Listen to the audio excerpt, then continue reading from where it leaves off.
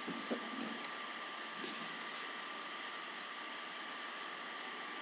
so hello everyone, welcome to my YouTube channel Tapaman. I am Harshvardhan. So, so, so guys, आज मैं आप लोगों को earthquake के बारे में बताने जा रहा हूँ। ये मैं एक प्रोजेक्ट फॉर्म में स्टार्ट कर किया था, तो मुझे मिला था प्रोजेक्ट, तो मैंने सोचा क्यों ना आपको मैं इसी के बारे में ही आज का टॉपिक क्रिएट कर दूँ। So guys please subscribe to my channel, because बनाने में बहुत मेहनत लगती है। So guys let's begin without any doubts and problems.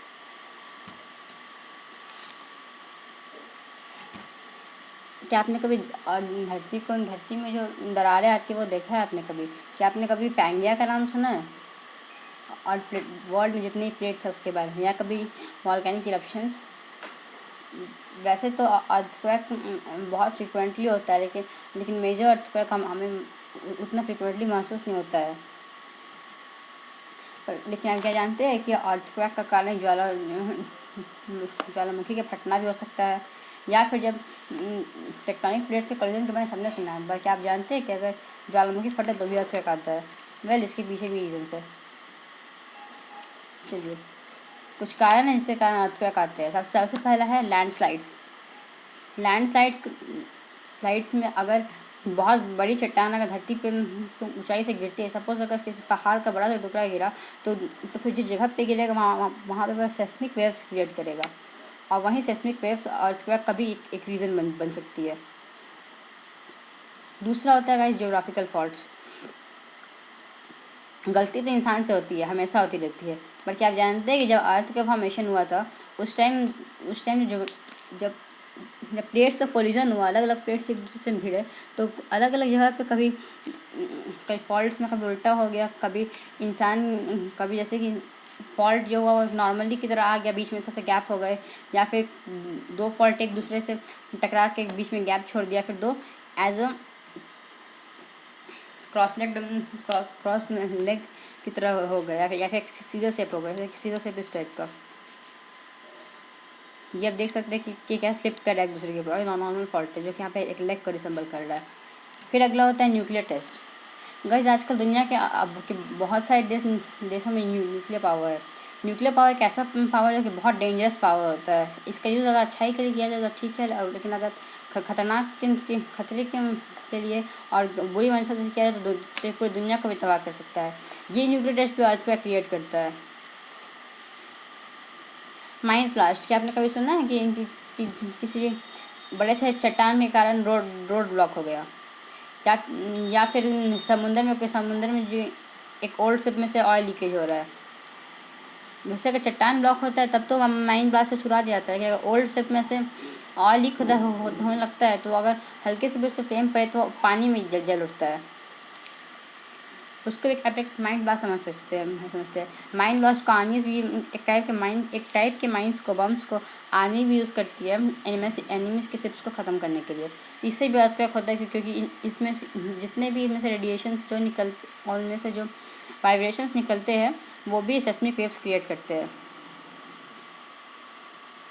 अगला टॉपिक्स क्या, चलिए सबसे पहले अर्थक्वेक का डेफिनेशन देखते हैं, बिकॉज अर्थक्वेक सब कोई तो अर्थक्वेक का नाम लेते हैं, बोलते हैं कि जब धरती में कंपन होता है तो उसको अर्थक्वेक बोलते हैं, फिर उसको इंग्लिश ट्रांसलेट कर देते हैं कि when the earth is called the earthquake.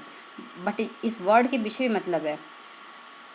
जैसे कि नॉर्मल डेफिनेशन हम ये जानते ही हैं कि जब भी वायलेंट से जब ग्राउंड यानी बहुत तेज़ी से जब ग्राउंड हिलने लगे, और जिसके कारण बहुत ज़्यादा अधिकतर केस में, टाइपिकली मतलब अधिकतर केस में नहीं, मतलब मिनिमम केस में जहाँ पे अर्थक्वेक ऑकर करे, तो वहाँ पे वहाँ पे बहुत सारे डिस्ट्रक्शन आ सकते हैं, जैसे कि जो कि ह्यूमन कॉजेज से हो सकते हैं, माइंड ब्लास्ट, एटॉमिक टेस्ट और अर्थ टेस्ट के मूवमेंट से भी हो सकते हैं। तो मेन इन्फॉर्मेशन लोग को पढ़ना ज़रूरी ये है। अर्थक्वेक जो है वो अर्थक्वेकेंजी वर्ड से डिराइव हुआ है, जिसका मतलब होता है मूवमेंट और वाइब्रेशन, जो कि अर्थ के क्रस्ट का एक पार्ट है। यानी धरती के क्रस्ट कोई ऐसा पार्ट जिसमें मूवमेंट वाइब्रेशन हो, तो उसमें तो उसको अर्थक्वेक बोलते हैं। इसमें अर्थ का मतलब पार्ट ऑफ द अर्थ, और क्वैकेंजी का मतलब मूवमेंट और वाइब्रेशंस। चलिए, अर्थक्वेक क्या है, कुछ जनरल इन्फॉर्मेशन भी मालूम कर लेते हैं। अर्थक्वेक को क्वैक भी बोला जाता है। वैसे जो हम लोग तो यहाँ पे क्वैक तो डक के साउंड्स के लिए यूज़ करते हैं, बट अर्थक्वेक को भी अलग अलग कंट्रीज में किसी में क्वैक बोला जाता है, किसी में ट्रेमर बोला जाता है, किसी में टेम्बलर बोला जाता है। ट्रेमर का मतलब भी सेम होता है, क्वैक और ट्रेमलर का मतलब भी सेम ही होता है। जब धरती में जब कोई कंपन होता है, जब वहाँ पे जब शेक करता है अर्थ, तो वहाँ पे एक एनर्जी रिलीज़ होती है जो कि अर्थ के लिथोस्फीयर में जाती है, जो कि एक सेस्मिक वेव करती है, जिसके कारण अर्थक्वेक आते हैं। अर्थक्वेक तो कुछ ऐसे भी होते हैं जो कि बहुत ख़तरनाक हो, जिससे कि इंसान तक उड़ जाए। उड़ने का मतलब है कि ऐसे इंसान एक प्लेस से दूसरे प्लेस तक फेंका जाए किस फोर्स के कारण, जो कि डिस्ट्रक्शन कर सकते हैं है। और ये डिपेंड करता है उसके सेस्मिक एक्टिविटी को, जिसको हम लोग सेमिसिटी भी बोलते हैं। सेस्मिक एक्टिविटी जो किस जगह का जो सेस्मिक एक्टिविटी होता है, वो एक फ्रीक्वेंसी होता है और साइज होता है कि कैसा जो अर्थक्वेक जो एक्सपीरियंस होगा अर्थक्वेक में, तो कैसे कैसे करेगा सब। वैसे तो हम लोग आजकल अर्थक्वेक को प्रेडिक्ट नहीं कर सकते, बट हम लोग जानते हैं कि किस एरिया में अर्थक्वेक आने के चांसेस ज़्यादा है। यह उसके सेस्मिक एक्टिविटी पर डिपेंड करता है। जैसे कि आप देख सकते हैं यहाँ पे कुछ वेव फॉर्म्स हो रहे हैं जो कि एक सेम है, लेकिन अगर आप देख सकते हैं कि अगर सेस्मिक पैच जब अराइव होता है तो दोनों के बीच का स्लिप और टाइम दोनों एक साथ होता है, जिसके कारण अर्थक्वेक रिपीट करता है।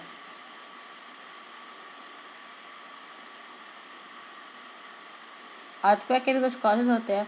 तो पहला कॉज नेचुरल कॉज जो मैंने आपको बताया था अभी, और दूसरा कॉज ह्यूमन्स कॉल। आजकल ह्यूमन आर्टिफिशियल इंटेलिजेंस पे बहुत डिपेंड हो गया, इसी कारण जैसे माइंड स्प्लैश, एटॉमिक बम जैसे डिस्ट्रक्शन होता है या फिर लैंडस्लाइड जो कि इन्वायरमेंट की सेफ्टी करनी होता है, उसके कारण भी अर्थक्वेक्स आते हैं। तो अर्थक्वेक के कॉज क्या है वो डीपली समझते हैं।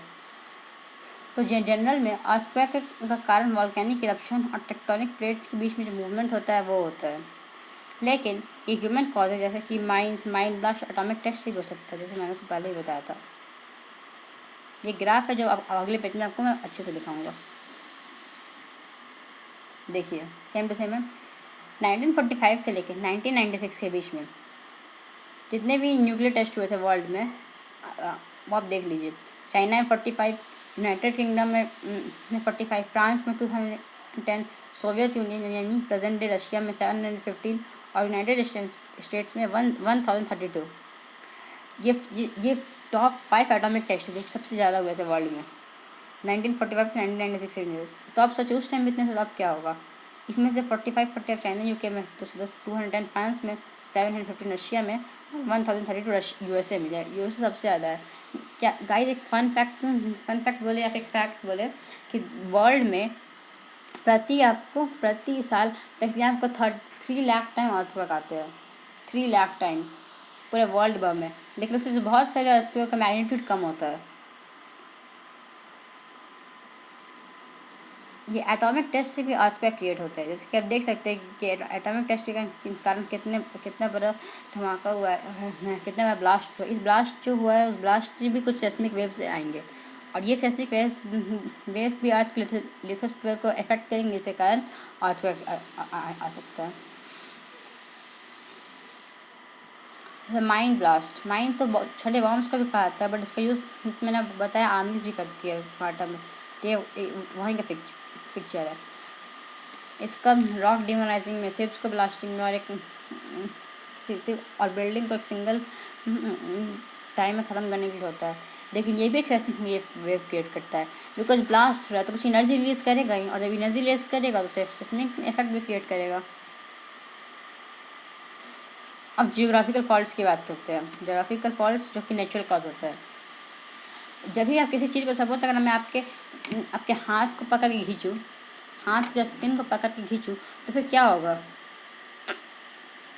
या तो बहुत ज़्यादा फोर्स से खींचा जाएगा, तब हो सकता है आपके हाथ शायद स्किन का उखड़ जाए। वैसे ह्यूमन बॉडी में पॉसिबल नहीं है, लेकिन पॉसिबल मतलब आसानी से नहीं है। लेकिन अगर सपोज अगर आप किसी अपने चिक को खींच के देखिए तो बहुत लंबा खिंचाएगा, जैसे आप ठीक से बोल नहीं पाते। देखिए आपका आवाज़ में फनी हो जाएगा। तो वैसे ही जब भी किसी पत्थर पे अगर स्ट्रेस दिया जाए, उसको अगर स्क्वीज़ किया जाए, नहीं मतलब उसको ज़बरदस्ती दबाया जाए, आप देखते हैं स्पॉन्ज रसगुल्ला का दबाते हैं आप, तो कुछ देर बाद टुकड़े टुकड़े में टूट जाता है।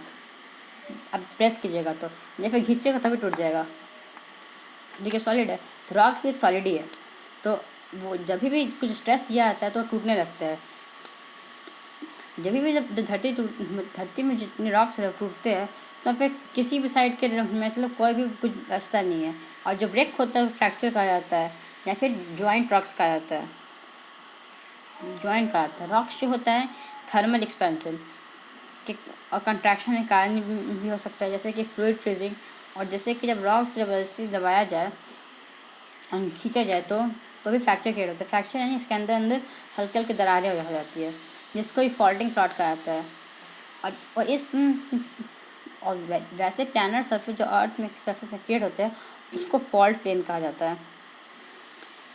अर्थ के समय 4 टाइप की फॉल्टिंग होती है: नॉर्मल, रिवर्स, स्ट्राइक स्लिप और ऑब्लिक। नॉर्मल फॉल्ट वैसा फॉल्ट होता है जिसमें प्लेन, जैसे प्लेन हो या फिर हैंगिंग वॉल, सब सपोज समझिए कि दीवार जो आपका है वो है और उसके नीचे कोई पत्थर रखा है, और दीवार सपोज वो मूवेबल है, वो जैसे जैसे जैसे उसके नीचे पत्थर जो मूव कर रहा है वैसे वो दीवार मूव कर रहा है, तो वो हो गया नॉर्मल फॉल्ट। यानी जैसे जैसे टेक्टोनिक प्लेट्स मूव करेंगे वैसे वैसे वो अर्थ का सरफेस मूव कर रहा है हल्का हल्का, तो वो होता है नॉर्मल फॉल्ट। अरे कॉल बट टेक्टोनिक प्लेट्स जो होते हैं वो आपको कंटिन्यूसली उसमें कुछ ना कुछ एक्टिविटीज़ होती है, लेकिन आप उसको ये नहीं कर सकते कि वो कंटिन्यूसली मूवमेंट में है, कर सकते हैं मगर आप ये नहीं कर सकते कि वो आपको एक जगह से दूसरी जगह शिफ्ट कर रही है। वर्ल्ड में शिफ्टिंग तो आई थी, लेकिन जैसे कि जब पैंगिया था, साबिक सब कंटिनेंट एक थे, फिर जब पैंगिया दो दो पार्ट में डिवाइड हो गया, वैसे ही फिर उसके बाद उसमें से हम लोग का जो इंडियन सब कॉन्टिनेंट है वो एक आइलैंड बन गया, डिवाइडिंग गया, जो बाद में जाके फिर एशियन प्लेट में जाके मिल गया। तो इसका ये मतलब नहीं है कि वो मूवमेंट में होता है, वो मूवमेंट में होता है लेकिन एक दूसरे से जुड़े होने के कारण मूवमेंट हम महसूस नहीं कर सकते हैं। रिवर्स फॉल्ट ऐसा फॉल्ट होता है जिसमें जब जो दीवार होता है वो ना फुटवॉल, यानी जैसे सपोज घर में 2 दीवार है, एक ज़मीन की दीवार एक ऊपर की दीवार, ऊपर की दीवार नीचे की दीवार के साथ ही मूव कर रही है। यानी जिस सपोज मैं आपको समझाने के लिए एक पेन ले यूज़ कर लेता हूँ। देखिए सपोज एक ऐसी दीवार है और एक ऐसी दीवार है, कैसे भी सेट हो सकती है।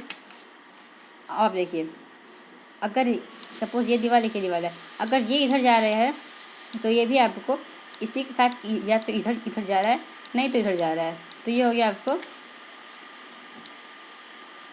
Vertical false.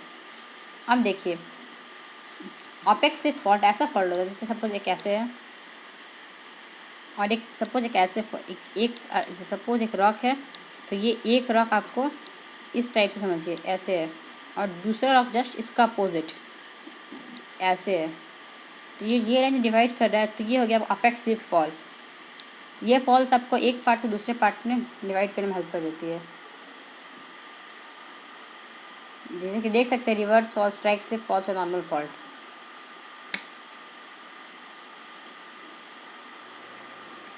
Thank you everyone. Please like and subscribe to my channel. That's all. Thank you all from my side. Take care and stay healthy, stay awesome.